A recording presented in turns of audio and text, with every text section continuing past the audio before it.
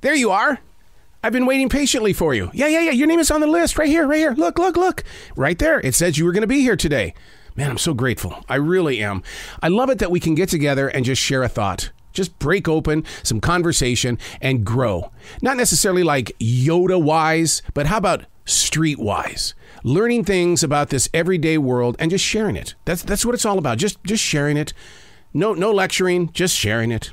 Hey, it's Arrow. This is The Choice. This is what I was writing while the sun was waking up on a brilliant new day. And today we happen to be reading from April 6th, 2023.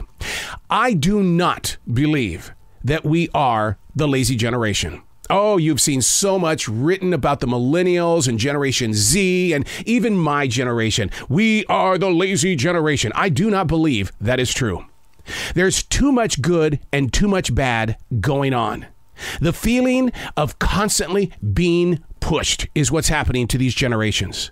The changing of plans at the last minute, a swift turn because of newer ideas. The same old thing isn't being played out.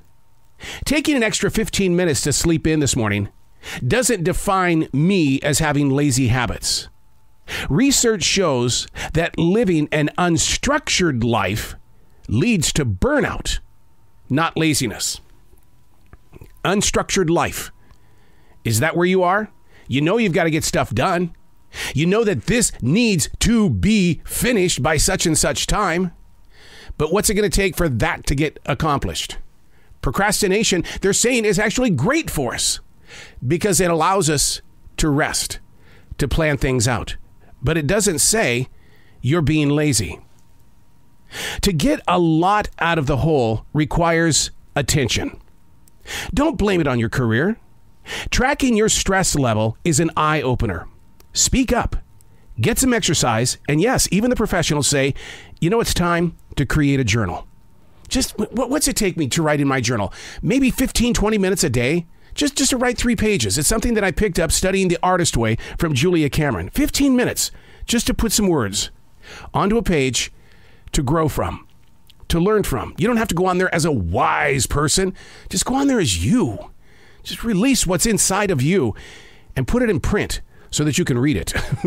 I mean that. Woo! There are times when I'm writing late at night that what I put on that page, I can't figure it out because it's chicken scratch. It's moving so fast through me that it's like,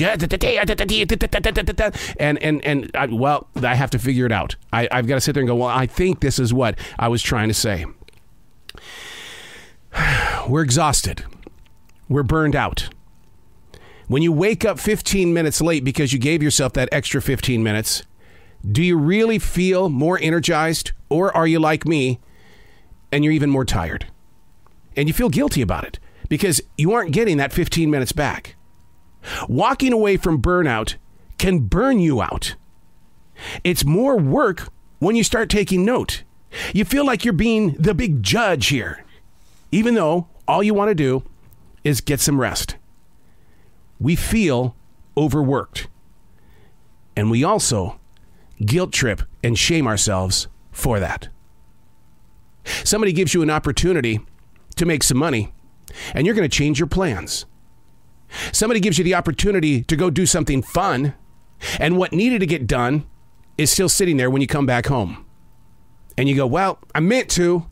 I'm just a lazy ass, I guess. I'm just a lazy ass. The light bulb outside the house there, the one that keeps the backyard lit up so that burglars don't come in. How long has that been dark? I do it too. Look, you should see my front yard.